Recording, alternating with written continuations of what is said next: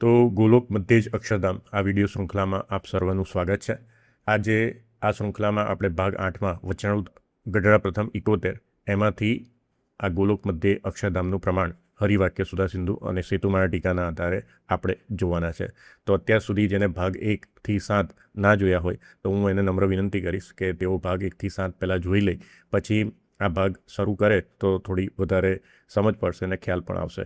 હવે જેને ગઢડા પ્રથમ 71 પર મેં એક પહેલાં પણ વિડીયો બનાવેલી છે, જેમાં એ વસ્તુ સમજાવેલી છે કે સ્વામિનારાયણ સંપ્રદાયના અમુક મત પંથો ગઢડા પ્રથમ 71માં જ્યારે મહારાજ કહે છે કે ભગવાન અક્ષરધામ સહિત બિરાજે છે, ત્યારે ત્યાં અમુક લોકો ગુણાત્યાન સ્વામીને સમજે છે, અમુક લોકો ગોપાળન સ્વામીને સમજે છે, અમુક લોકો જેને જે નંદ સંતોમાં શ્રદ્ધા હોય એને અક્ષરધામ તરીકે સમજે છે.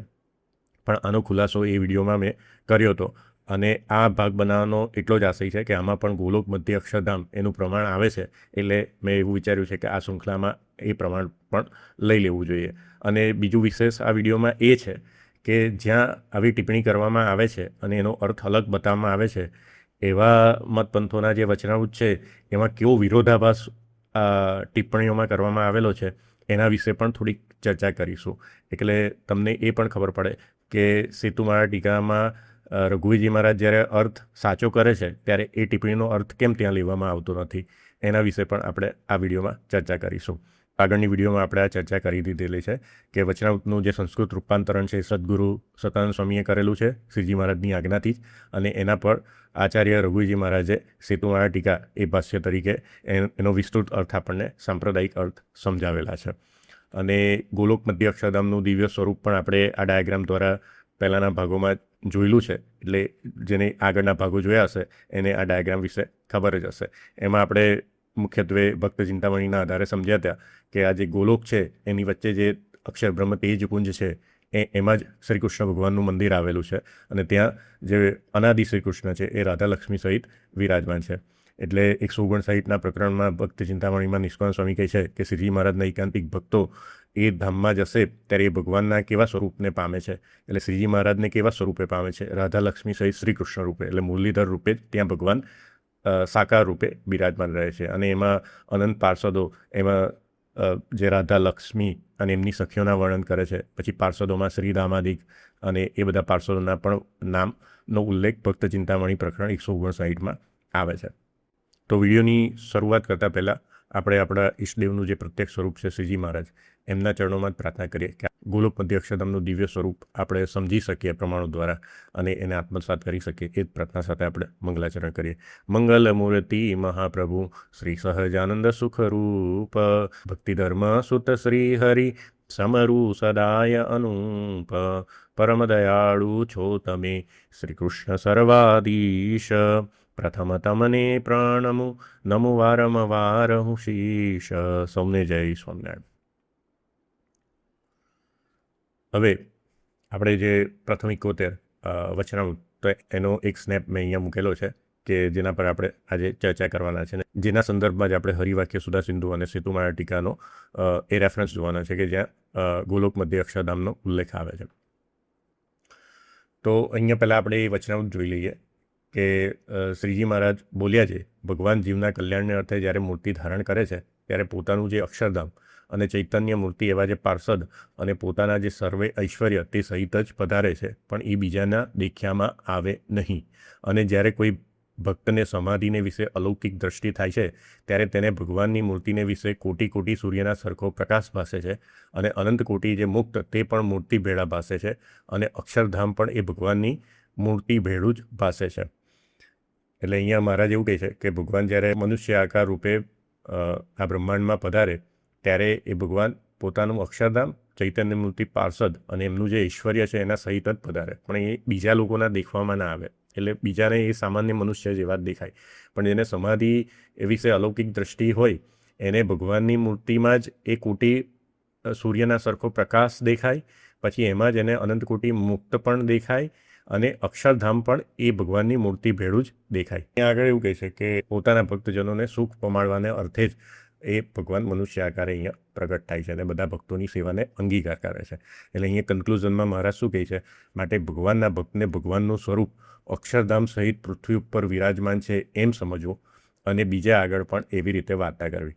એટલે જે ભગવાનના ભક્તો છે એમને શું સમજવું કે જે ભગવાન મનુષ્ય આકારે છે, બરાબર, પણ એ કેવા છે કે અક્ષરધામ સહિત. એટલે અહીંયા આગળ વિશે સમજાયો હતો કે અક્ષરધામ સહિત એટલે શું? અક્ષરધામ ચૈતન્ય મૂર્તિ પાર્ષદ અને પોતાના સર્વે ઐશ્વર્ય સહિત જ છે, એવી વાર્તા બીજા આગળ કરવી. હવે અહીંયા સ્વામી સંપ્રદાયના અમુક જે મતપંથો છે, જે અક્ષરધામના પ્રથમ 21માં 2 સ્વરૂપો પણ કહેલા છે કે નિરાકાર એકરસ જે ચૈતન્ય છે તે જ એને અક્ષરધામનું અમૂર્ત સ્વરૂપ કહેલું છે. અને પછી મૂર્ત સ્વરૂપે એ પુરુષોત્તમની સેવામાં રહે છે. એટલે મૂર્ત સ્વરૂપે જે સંપ્રદાયના અમુક મતપંથો જે ગુણાત્યન સ્વામીનામાં શ્રદ્ધા હોય એ લોકો ગુણાત્યન સ્વામીને અક્ષર બ્રહ્મ માને છે. જેને ગોપાલ સ્વામીમાં શ્રદ્ધા હોય એ લોકો ગોપાલ સ્વામીને અક્ષર બ્રહ્મ તરીકે સ્વીકારે છે. એવી રીતે મને ખબર નથી કે બીજા પણ નંદ સંતોમાં એવી ધારણા કરેલી છે કે નહીં, પણ જે નંદ સંતોમાં વિશેષ શ્રદ્ધા હોય એ લોકો એને અક્ષરધામનો અવતાર કે અક્ષર બ્રહ્મ તરીકે માનતા હોય છે. તો આ જે મતપંથનું જે મેં વચનામૃત જોયેલું છે એમાં લગભગ ગુણાત્યન સ્વામીને અક્ષર બ્રહ્મ માને છે. એટલે અહીંયા એ લોકોએ એવો અર્થ કરી દીધો કે અહીં દર્શાવેલ અક્ષરધામ, આ એમની ટિપ્પણી વાંચું છું. અને સૌથી પહેલાં હું અહીંયા એક ડિસ્ક્લેમર મૂકવા માગીશ કે હું અહીંયા જે આ ડિસ્કસ કરું છું એનાથી મારે જે ગુણાત્યન સ્વામીને અક્ષર બ્રહ્મ માનતા હોય કે ગોપાલ સ્વામીને અક્ષર બ્રહ્મ માનતા હોય કે બીજા કોઈ નંદ સંતોને અક્ષર બ્રહ્મ માનતા હોય એની સાથે કે એ મતપંથો સાથે મારો કોઈ વિરોધ નથી. અહીંયા મારો ફક્ત આશય એવો છે કે મને પહેલાં જે સંશય હતા અને હું જે વાંચતો હતો તો હું પણ આવી રીતે સમજતો હતો, પણ મારા સંશય મૂળભૂત ગ્રંથો વાંચવાથી દૂર થયા. એટલે જે મારા સંશય દૂર થયા છે તો એને મેં કેવી રીતે દૂર કર્યા એને સમજાવવાનો હું પ્રયત્ન કરી રહ્યો છું. એટલે ધારો કે કોઈ મુમુક્ષુ હોય અને એને પણ આવા પ્રશ્નો થતા હોય અને એને જાણવાની ઈચ્છા હોય તો એને આમાંથી હિન્ટ મળી જાય અને એ પણ જો મૂળભૂત ગ્રંથો વાંચે તો એને જે શ્રીજી મહારાજે જે સ્પષ્ટ અર્થો કરેલા છે અથવા નંદ સંતોએ જે સ્પષ્ટ રીતે સમજાવ્યું છે એ વસ્તુને એ સમજી શકે. એટલે એટલો જ આશય છે, એટલે કોઈ અન્યથા ના લેવું. હવે હું અહીંયા એમની ટિપ્પણી વાંચું છું કે અહીંયા એમને શું લખ્યું છે કે અહીં દર્શાવેલ અક્ષરધામ એ શ્રીજી મહારાજની સાથે પૃથ્વી પર પધારેલ સદગુરુ ગુણાત્યાન સ્વામી જ છે. એટલે એ લોકોએ સ્પષ્ટ કરી દીધું કેમ કે એ લોકોને ગુણાત્યાન સ્વામીમાં શ્રદ્ધા છે. એટલે એમને અહીંયા ટિપ્પણીમાં લખી દીધું કે અહીંયા જે અક્ષરધામ સહિત કીધું એટલે એ ગુણાત્યાન સ્વામી જ સમજવાના છે, જેમની પોતાના રહેવાના અક્ષરધામ તરીકેની ઓળખાણ પ્રસંગોપાત શ્રીજી મહારાજે સ્વમુખે ઘણીવાર સત્સંગમાં કરી છે. સમગ્ર સંપ્રદાયમાં વચનાવૃતના રહસ્યના જાણનાર તરીકે પ્રસિદ્ધિને પામ્યા છે. હવે આ લોકોએ એમનો અતિશયોક્તિ મહિમા કહેલો છે. જેને જેમાં શ્રદ્ધા હોય એનું વખાણ કે એના જે પ્રસંગો છે એ કહેતા હોય છે. એટલે પણ આવી રીતે આપણને કોઈ મૂળભૂત શાસ્ત્રમાં તમને રેફરન્સ નહીં મળે કે ગુણાત્યાન સ્વામીનો અક્ષરધામના અવતાર તરીકે ઉલ્લેખ થયેલો હોય અથવા શ્રીજી મહારાજે સ્વમુખે વાત કરેલી હોય તો એવા કોઈ રેફરન્સ તમને નંદ સંતોના કે આચાર્ય મહારાજના કે એવા કોઈ મળશે નહીં. પણ અહીંયા એમને કહેલું છે. અને બીજું એ પણ એમને કહી દીધું કે વચનાવૃતના રહસ્યના જાણનાર તરીકે પ્રસિદ્ધિને પામ્યા છે. એટલે હવે તમે અહીંયા વિચાર કરો કે આપણને જેમ ખબર છે કે વચનાવૃતનું સંપાદન કેટલા સંતોએ કરેલું છે, તો એમાં મુખ્યત્વે 4 સંતો કે ગોપાલ સ્વામી, નિત્યાનંદ સ્વામી, મુક્તાનંદ સ્વામી અને સુકાનંદ સ્વામીનું નામ આવે છે. અને અમદાવાદ દેશમાં બ્રહ્માનંદ સ્વામીનું નામ પણ ગણે છે. તો આ 5 નંદ સંતો મુખ્યત્વે ગણવામાં આવે છે વચનાવૃતના સંપાદનમાં. તો એમાં પણ ગુણાત્યાન સ્વામીનું નામ નથી.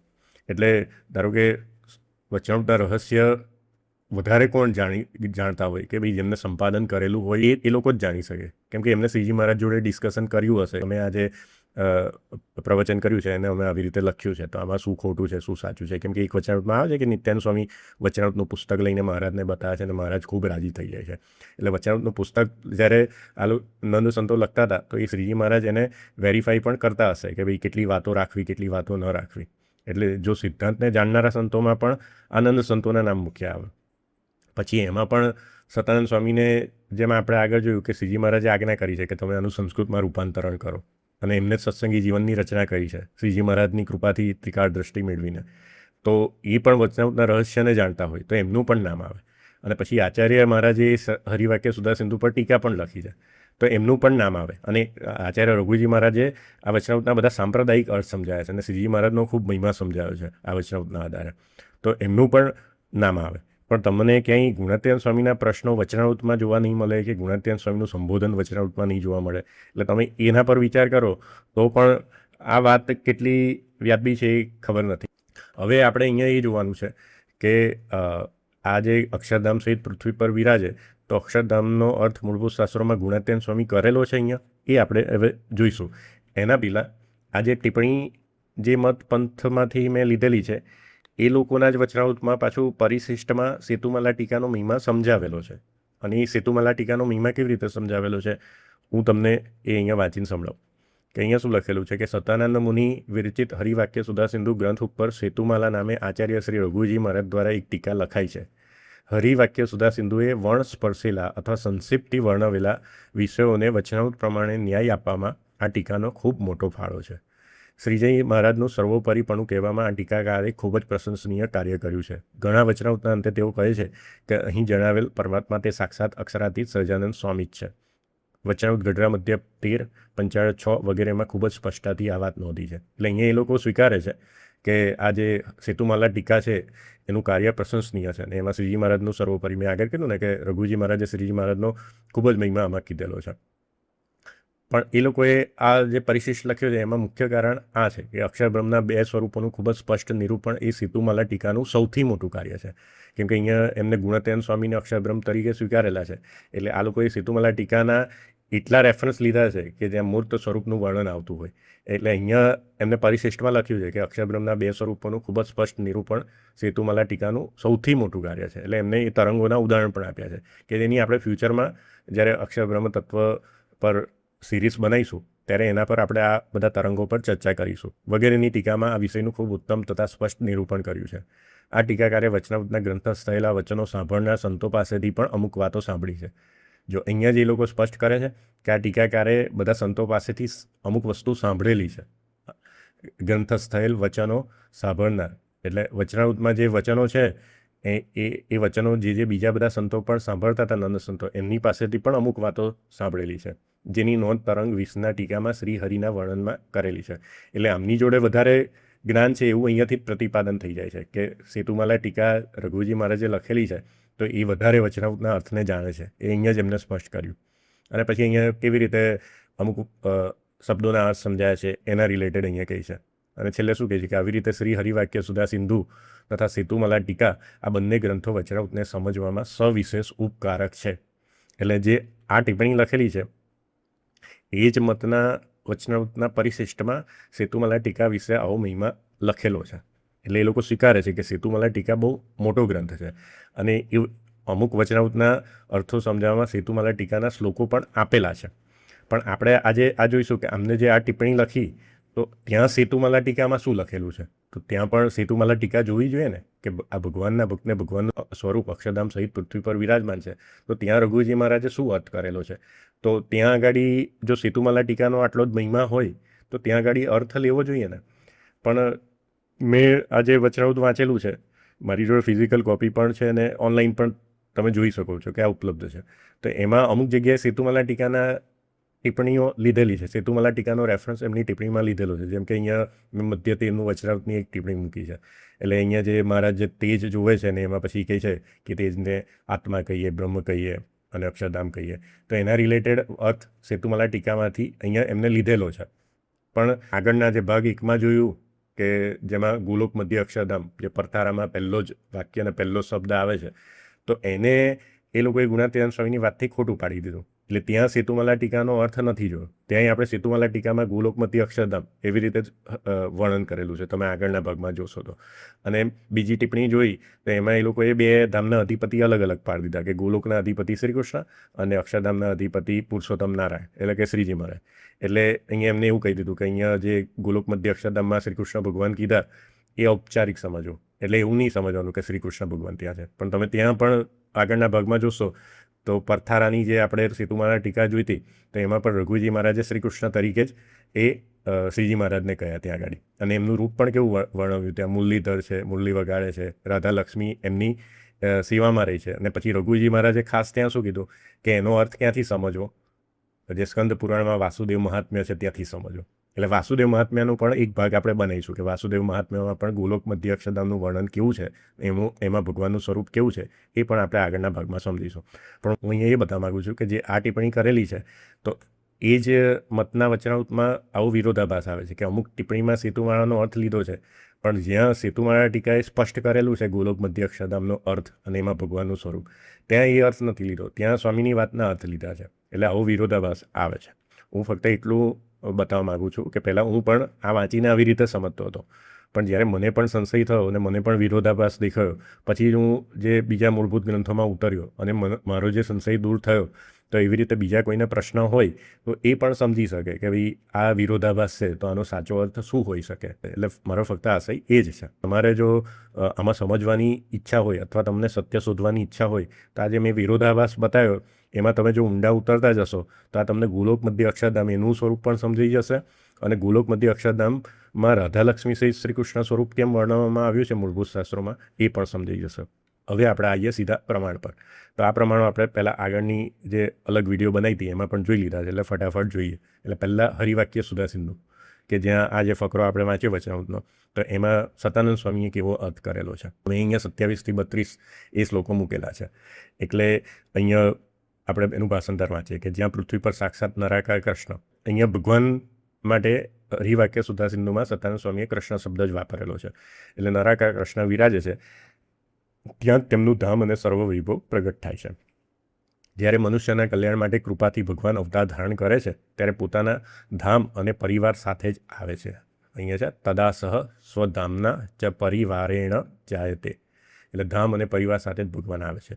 હવે ધામ માટે અહીંયા શું અર્થ કર્યો? ધામનું પ્રાકૃત દેખાવું, ભૂમિ પર સ્થિત થવું અને પાર્ષદોનું માનવ સમાન દેખાવું, આ બધું ભગવાનની મોહિની માયા છે. એટલે અહીંયા રઘુજી મહારાજે સ્પષ્ટ કરી દીધું. અહીંયા મેં સંસ્કૃતનો રેફરન્સ પણ મૂકેલો છે, એટલે કોઈને અનુવાદ કરવો હોય જાતે તે કરી શકે છે. એટલે ધામનું પ્રાકૃત દેખાવું, ભૂમિ પર સ્થિત થવું, એટલે જ્યાં મહારાજ બિરાજમાન હતા એટલે ભગવાન અવતાર ધારણ કરે મનુષ્ય આકારે, તો જે ભૂમિ પર બિરાજમાન હોય તો એ ભૂમિ પણ પ્રકૃતિની અંદર હોય એટલે પ્રાકૃત જ દેખાય, અને જે આજુબાજુ પાર્ષદો હોય એ પણ માનવ સમાન દેખાય. તો આ બધું શું છે? ભગવાનની મોહિની માયા છે. આગળ શું કહે છે? મર્ત્ય અને દિવ્ય સ્વરૂપ, એટલે જે મનુષ્ય આકાર છે અને દિવ્ય સ્વરૂપ વચ્ચે તેમનો કોઈ ભેદ નથી. એટલે ભગવાન મનુષ્ય આકાર ધારણ કરે અને એમનું જે અક્ષરધામમાં દિવ્ય સ્વરૂપ છે એમની વચ્ચે કોઈ ભેદ નથી. આ જે સિદ્ધાંત છે આ હું અહીંયા જે નીચે રાખું છું સ્લાઇડમાં, એ સત્સંગી જીવન પ્રકરણ 3 અધ્યાય 29 મેં સ્વરૂપ અદ્વૈત શ્રી કૃષ્ણ સ્વરૂપ અદ્વૈત એ સિદ્ધાંત 2 ભાગમાં સમજાવેલો છે.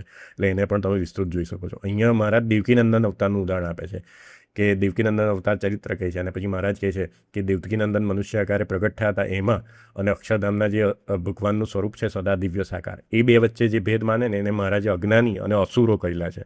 આ અહીંયા મેં એનો શ્લોક મૂકેલો છે. એટલે એમાં પણ જેને તપાસવું હોય તો આ સત્સંગી જીવન પ્રકરણ 3 અધ્યાય 29 એ જોઈ શકે છે. અને એમાં જ સતાનંદ સ્વામી આગળ ઉપસંહારમાં શું કહે છે કે એ દેવકીનંદનને અક્ષરધામના અધિપતિ એ બે વચ્ચે ભેદ ના માનો, એ જ સિદ્ધાંતથી સતાનંદ સ્વામી પ્રતિપાદન કરે છે કે શ્રીજી મહારાજ અહીંયા પરોક્ષપણે પોતાના આગલા સ્વરૂપ શ્રી કૃષ્ણ રૂપે પોતાનો જ મહિમા કીધો. એટલે આગલા સ્વરૂપ આગલા અવતારમાં શ્રીજી મહારાજ એ દેવકીનંદન શ્રી કૃષ્ણ રૂપે હતા. તો દેવકીનંદન શ્રી કૃષ્ણ અને અક્ષરધામના અધિપતિ એમાં ભેદ ના જાણવો, એટલે અત્યારે આપણી સામે શ્રીજી મહારાજ રૂપે છે, એટલે શ્રીજી મહારાજ અને અક્ષરધામના અધિપતિ એમાં પણ કોઈ ભેદ ના જાણવો. આવી રીતે સ્વરૂપ અદ્વૈત સિદ્ધાંત સમજાવે છે. એ જ વસ્તુ અહીંયા કહી છે. અને સમાધિસ્થ સાધુઓ તેમને દિવ્ય રૂપે જ જોવે છે. એટલે જેને સમાધિ થતી હોય અથવા સમાધિથી એ દિવ્ય દ્રષ્ટિ પ્રાપ્ત કરેલી હોય તો એને જે ભગવાનનું જે મનુષ્ય આકાર છે એમાં જ એનું દિવ્ય સ્વરૂપ એટલે જે અવતારી સ્વરૂપ છે એના દર્શન થાય છે. આથી જ્યાં કૃષ્ણ હોય ત્યાં જ તેમના પાર્ષદો, શક્તિઓ અને ધામ સર્વે રૂપે હાજર હોય છે. જે ગુજરાતીમાં વાંચ્યું એમાં મહારાજે શું કીધું? અક્ષરધામ, ચૈતન્ય મૂર્તિ પાર્ષદો અને સર્વ ઈશ્વરીઓ. અહીંયા સર્વ ઈશ્વરીઓ માટે શું શબ્દ વાપર્યો? શક્તિઓ. એટલે ધામ, પાર્ષદો, શક્તિઓ, 3 જે આપણે આગળ જોયું એ અહીંયા એમને ઉલ્લેખ કર્યો. એટલે પાર્ષદાહ, શક્તિઓ, ધામ એ સર્વે રૂપે હાજર હોય છે એમ સમજવું. એટલે અહીંયા પણ જે સતાનંદ સ્વામીએ છે ધામ માટે અમૂર્ત જે અક્ષરધામનું સ્વરૂપ છે એનો જ ઉલ્લેખ કરેલો છે. એટલે અહીંયા એવું નથી કીધેલું કે અહીંયા શ્રીજી મહારાજ જોડે કોઈ બીજો અક્ષરધામનો અવતાર પ્રગટ થયો છે. બરાબર. હવે સેતુમાલા ટીકા પર જઈએ. તો સેતુમાલા ટીકાનું જે આ આપણે 28 થી જે 32 શ્લોકો જોયા એમાં આપણે સેતુમાલા ટીકાનો 28 થી 29 શ્લોક અહીંયા મેં મૂકેલો છે. એટલે અહીંયા આપણે એનું ભાષાંતર વાંચીએ. કૃષ્ણના ધામને જોવા ઈચ્છા ક્યાં કરવી જોઈએ તે સ્થાન વિશે કહે છે. મનુષ્ય જેવી આકૃતિ ધરાવતા સાક્ષાત શ્રી કૃષ્ણ પૃથ્વી પર જે સ્થળે વિરાજમાન હોય છે એ જ સ્થળે તેમનું સમગ્ર ધામ અને ઐશ્વર્ય પણ ઉપસ્થિત હોય છે. આ જ વાતને સ્પષ્ટ રીતે સમજાવવા માટે આગળ કહેવામાં આવ્યું છે, જ્યારે મનુષ્યોના કલ્યાણ માટે ભગવાન શ્રી કૃષ્ણ પોતાની અપરિમિત અને નિષ્કારણ કૃપાથી આ પૃથ્વીલોક પર પ્રગટ થાય છે. હવે જો અહીંયા બી આમાં જો જ્યારે એટલે જે મેં ખંડન કર્યું હતું ને કે પુરુષોત્તમ નારાયણ પહેલી વાર પધાર્યા, એનું ખંડન આપણે આગળ પ્રશ્નોત્તર ચર્ચામાં જોઈ લીધું. એટલે આમાં પણ આપણે એક ભાગમાં જોયું હતું પથ્થારાના જ સેતુમાલા ટીકામાં કે યુગે યુગે ભગવાન અવતાર ધારણ કરે છે અક્ષરધામના અધિપતિ. એટલે અહીંયા પણ એ જ શબ્દ વાપર્યો કે યદા યસ્મિન સમયે, એટલે જ્યારે મનુષ્યના કલ્યાણ માટે ભગવાન શ્રી કૃષ્ણ પોતાની અપરિમિત અને નિષ્કરણ કૃપાથી આ પૃથ્વીલોક પર પ્રગટ થાય છે, ત્યારે પોતાના દિવ્ય ધામ, જો અહીંયા હવે એ ધામ માટે શું શબ્દ વાપર્યો રઘુવીરજી મહારાજે, સ્વધામના સહ ગોલોક મધ્યસ્થ સ્વકીય ક્ષરપદેન. બરાબર, એટલે મેં અહીંયા ભાષાંતરમાં પણ એ શબ્દ રાખેલો છે. ગોલોક એટલે આનો અર્થ ગુજરાતીમાં શું થાય? ગોલોક સ્થિત અક્ષરપદ, એટલે ગોલોક મધ્ય આવેલું જે અક્ષરપદ છે એ પરિવારેણ પાર્ષદાદિ પરિજનેન, એટલે પરિવારનો અર્થ શું કર્યો? અને પોતાના સમસ્ત પાર્ષદ વગેરે પરિજન સાથે જ પ્રગટ થાય છે. એટલે અહીંયા જે અક્ષરધામનો અર્થ રઘુજી મહારાજે કેવી રીતે કર્યો? ગોલોક મધ્યસ્થ સ્વકીય અક્ષર પદેન, એટલે અહીંયા પણ એમને વિશેષ અર્થ કર્યો કે ગોલોક મધ્ય પાછું કીધું. એટલે જે આપણે ગોલોક મધ્ય અક્ષરધામની સિરીઝ સમજાવીએ છીએ એનું પણ પ્રમાણ આપણને આમાંથી મળી ગયું. એટલે મેં આ વચનામૃત ફરીથી અહીંયા લીધેલું છે.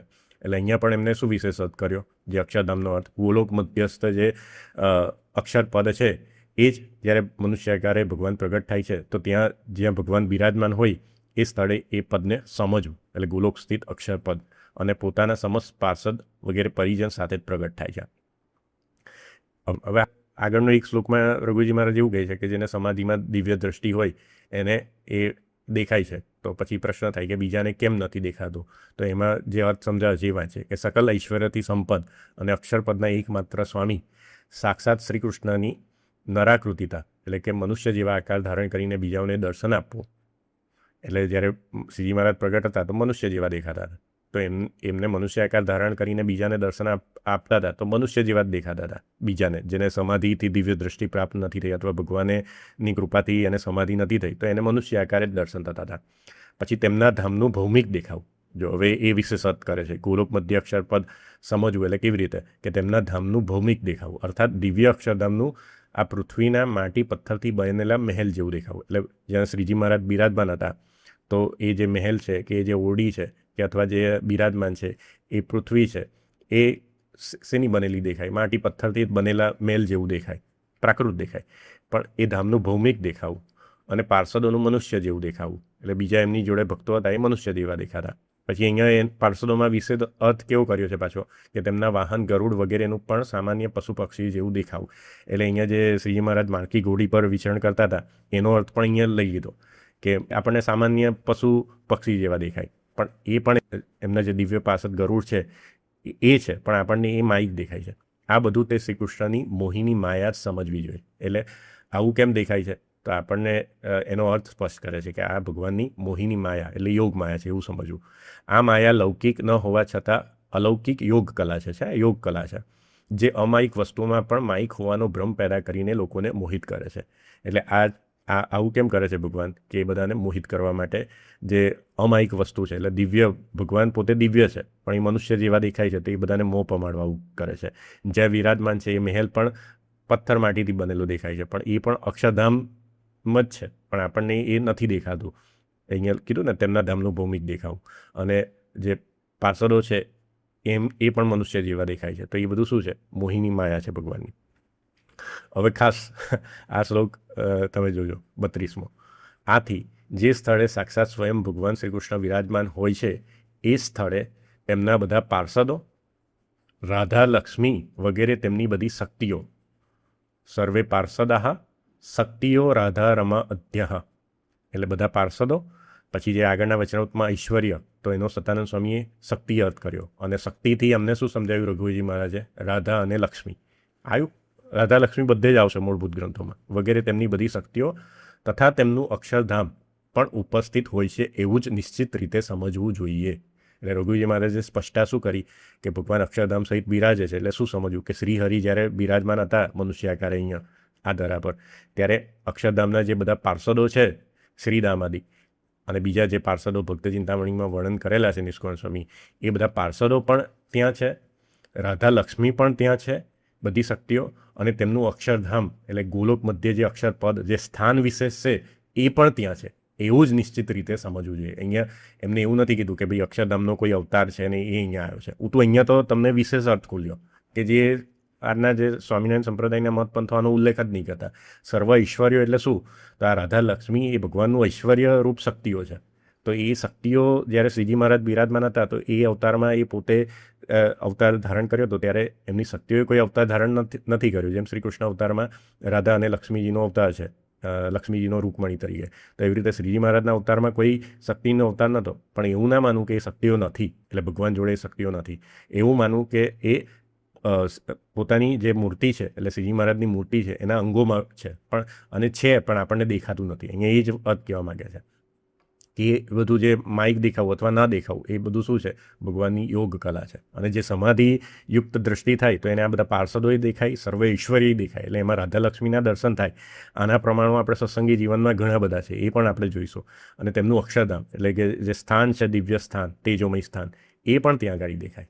એટલે અહીંયાથી આપણને શું સ્પષ્ટ મળી ગયું કે સાંપ્રદાયિક અર્થ શું છે આ વાક્યનો, કે ભગવાન અક્ષરધામ સહિત બિરાજે છે. એટલે જે આ મત પંથોએ કેવો અર્થ કર્યો છે કે જો અહીંયા મહારાજે કહી દીધું ને કે અક્ષરધામ સહિત ભગવાન બિરાજે છે અને બીજા આગળ એવી વાત કરવી, એટલે આપણે બધાને એવું કહેવું કે ભાઈ અક્ષરધામ સહિત એટલે શ્રીજી મહારાજ એકલા નહોતા આવ્યા, સાથે અક્ષરધામ એટલે ગુણાત્યાન સ્વામી લઈને આવ્યા હતા. ગોપાલ સ્વામીને માને એ લોકો એવું કહે કે શ્રીજી મહારાજ ગોપાલ સ્વામીને લઈને આવ્યા હતા, એ અક્ષરધામ છે. એ મુક્તાન સ્વામીને અક્ષરધામ માને, એ મુક્તાન સ્વામીનો મહિમા કહે. પણ અહીંયા જે પ્રથમ આચાર્ય છે એને જ સ્પષ્ટ અર્થ કરી દીધો છે કે અહીંયા અક્ષરધામનો અર્થ જે અમૂર્ત સ્વરૂપ છે એ જ લેવાનું છે. અને એ સ્થાન વિશેષ જ્યાં મહારાજ વ્યતિરેક સ્વરૂપે વિરાજમાન રહી છે એ જ પદને લેવાનું છે. અને એ પાછું પદ ક્યાં છે? ગોલોક મધ્ય અક્ષર પદ, એને જ લેવાનું છે. આટલો બધું જે રહસ્ય છે, ખાલી આ એક જ તમે વચનામૃત ગઢડા પ્રથમ 71ની ટીકા વાંચો એમાંથી કેટલા રહસ્યો ખુલી જાય છે. એટલે અહીંયા એવું કોઈ મૂર્ત સ્વરૂપ છે એની ચર્ચા આપણે અક્ષર બ્રહ્મ તત્વ પર જ્યારે સિરીઝ બનાવીશું ત્યારે મૂર્ત સ્વરૂપ પણ કેવી રીતે છે, શું છે, એ ભગવાનથી અલગ અહમર્થ એનો છે કે નહીં, એના વિશે આપણે ડિટેલમાં ત્યાં ચર્ચા કરીશું. પણ અહીંયા મારો બતાવવાનો આશય શું છે કે અહીંયા એની ચર્ચા નથી થઈ અને એનો કોઈ અવતાર પણ અહીંયા આ સંપ્રદાયના ગ્રંથોમાં ક્યાંય તમને મૂળભૂત ગ્રંથોમાં જોવા નહીં મળે. એટલે અહીંયા એનો અર્થ આ રીતે સમજવાનો છે કે ગોલોક મધ્ય અક્ષરપદ છે એ શ્રીજી મહારાજ જ્યાં બિરાજમાન હતા એને ગોલોક મધ્ય અક્ષરપદ માનવાનું છે. રાધા લક્ષ્મી એમના અંગોમાં માનવાના છે. આ શિક્ષાપત્રી મહારાજ સમજાયું કે શ્રી કૃષ્ણ ભગવાન એકલા હોય ત્યારે જે રાધાદિક જે બધી શક્તિઓ છે એમાં અતિશય સ્નેહ કરીને એમના અંગના વિશે રહે છે. એટલે જ આપણે જે શ્રીજી મહારાજને શ્રી હરિ કહીએ છીએ કે હરિ છે એ શ્રી સાથે જ હોય, એટલે શ્રી હરિ જ કહેવાય. અને બધા પાર્ષદો પણ ત્યાં હોય પણ આપણને દેખાય નહીં અથવા મનુષ્ય જેવા દેખાય. તો આ વસ્તુ અહીંયાથી સ્પષ્ટ થઈ. પછી આગળ પેલું જે મેં કીધું કે બધા ભક્તોની સેવા સામગ્રી અંગીકાર કરે છે, શેના માટે કરે છે, એ જ વસ્તુ અહીંયા સમજાવે છે. બરાબર. તો આના પરથી આપણને જે શંકા હતી એ પણ દૂર થઈ. એટલે જ્યારે આપણે આ વચનામૃત વાંચીએ ત્યારે આ જે લાઈન આવે કે ભગવાનના ભક્તને ભગવાનનું સ્વરૂપ અક્ષરધામ સહિત પૃથ્વી પર વિરાજમાન છે એમ સમજવું ને બીજા આગળ પણ એમ એવી રીતે વાર્તા કરવી. એટલે આ તો મહારાજે આજ્ઞા કરી કે એવી રીતે વાર્તા કરવી. એટલે શ્રીજી મહારાજનું જ્યારે આપણે ચરિત્ર ગઈએ ત્યારે પણ એવી રીતે ગાવાનું કે શ્રીજી મહારાજ એકલા નહોતા, ત્યાં એમના અંગોમાં રાધા લક્ષ્મી બિરાજમાન છે. એટલે એમની શક્તિઓ જોડે છે, એમના પાર્ષદો પણ જોડે છે અને એ જ્યાં વિરાજમાન છે ત્યાં અક્ષરધામ જ છે. એટલે ભગવાન જ્યાં વિરાજમાન છે ત્યાં જ અક્ષરધામનું મધ્ય છે. આ પણ વચનામૃતમાં મહારાજે સમજાયેલું છે. મનુષ્ય આકારે જ્યાં વિરાજમાન છે ત્યાં જ અક્ષરધામનો મહિમા સમજવો. આવી રીતે આપણે શ્રીજી મહારાજના ચરિત્રોની બીજા આગળ વાત કરવી. એટલે અહીંયા જે ટિપ્પણી કરવામાં આવી છે એનો મેં જે સાચો અર્થ સેતુમાળા ટીકામાં કરેલો છે એ સમજાવી દીધો. બરાબર છે. તો અહીંયાથી તમને ખ્યાલ આવી જાય. તો આમાં હવે જેને કોઈ પ્રશ્ન કે સંશય હજુ હોય તો તેઓ મને કમેન્ટ બોક્સમાં પૂછી શકે છે. એનો હું મારી અનુકૂળતા પ્રમાણે જવાબ આપવાનો પ્રયત્ન કરીશ. તો વિડીયોના અંતે આ વિડીયો બનાવવારૂપ જે કર્મ છે એને હું મારા ઈષ્ટદેવ કે જે પરોક્ષ રૂપે ગોલોક મધ્ય અક્ષરધામમાં રાધા લક્ષ્મી સહિત બિરાજમાન છે એમના ચરણોમાં સમર્પિત કરું છું. સૌને જય સ્વામિનારાયણ.